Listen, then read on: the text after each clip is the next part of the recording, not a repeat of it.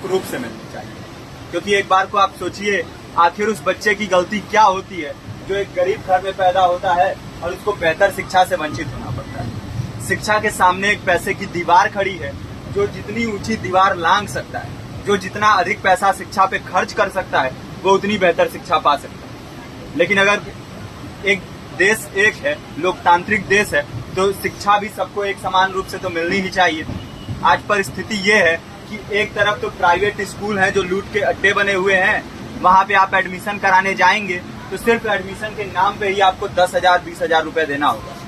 और कमीशन खोरी का ऐसा धंधा है कि कॉपी, किताब, टाई, बेल्ट, ड्रेस, जूता कहाँ से खरीदना है ये आप नहीं तय करेंगे वो प्राइवेट स्कूल वाले। यानी आम लोगों की मेहनत की आखिरी कौड़ी उनके जेब से वसूल लेना चाहते हैं। और दूसरी तरफ सरकारी स्कूलों में न तो पर्याप्त टीचर है, न पर्याप्त बिल्डिंगें।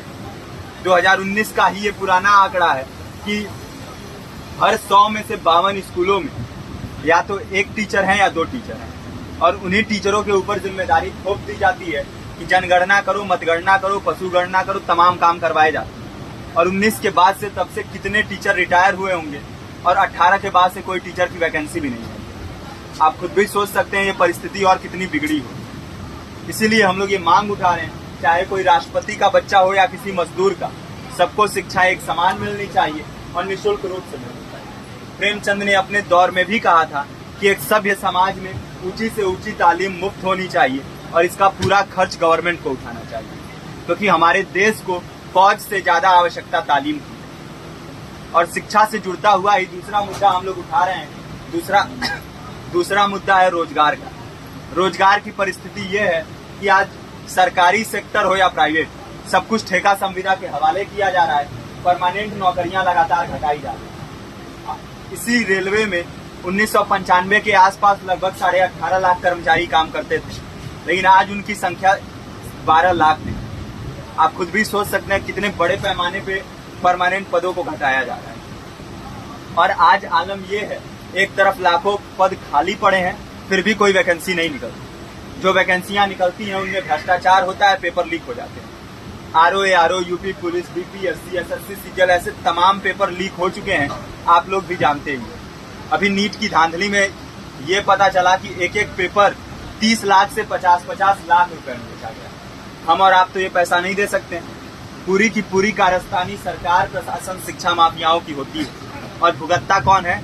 आम घरों के लोग, जो लोग सालों साल तैयारी करते हैं, दिन भर में 10-10 घंटे, 12-12 घंटे पढ़ते हैं। और इतनी कड़ी मेहनत के बाद, सालों साल की मेहनत के बाद उनके हाथ लगती है तो सिर्फ हताशा, निराशा, अवसाद। बहुत से छात्र नौजवान जो इस बेबसी में, इस डिप्रेशन में नहीं जी पाते, आत्महत्या तक के कदम उठा लेते हैं। लेकिन ये देश की विडंबना है कि टीवी चैनल, अखबार, मीडिया, नेता, मंत्रियों के लिए कहीं ये कोई मुद्दा नहीं है। उनके लिए मुद्दे हैं तो जाति, धर्म, रंग, नस्ल, अगड़ा पिछड़ा।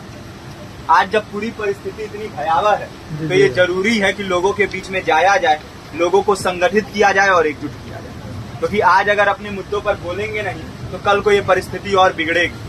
हो सकता है ले देके अपनी जिंदगी तो हम लोग काट ले जाएंगे, लेकिन आने वाली पीढ़ियों को क्या भविष्य देके जाएंगे, ये भी सोचने वाली बात है। हमारे साथी ने आपको पर्चा दिया है, पर्चा आप तक पहुंच गया है। पर्चे में और भी बातें हैं, इसको पूरा विस्तार से पढ़िए। पर्चे में हमारा नंबर है, संपर्क कीजिए। फेसबुक का, इंस्टाग्राम का लिंक है, आप वहाँ पे जाएंगे तो आपको पता भी चलते रहेगा कि लगातार किन किन माध्यमों से हम इस अभियान को चला रहे हैं। नुक्कड़ नाटक, संगीत, शिक्षा सहायता मंडल, लाइब्रेरी, तमाम माध्यमों से इस अभियान को चला रहे हैं और कोशिश कर रहे हैं कि बड़े से बड़े पैमाने पर हर जगह पे लोगों को संगठित किया जाए और एकजुट किया जाए। आपके बीच भी आए हैं आपका साथ और सहयोग दें।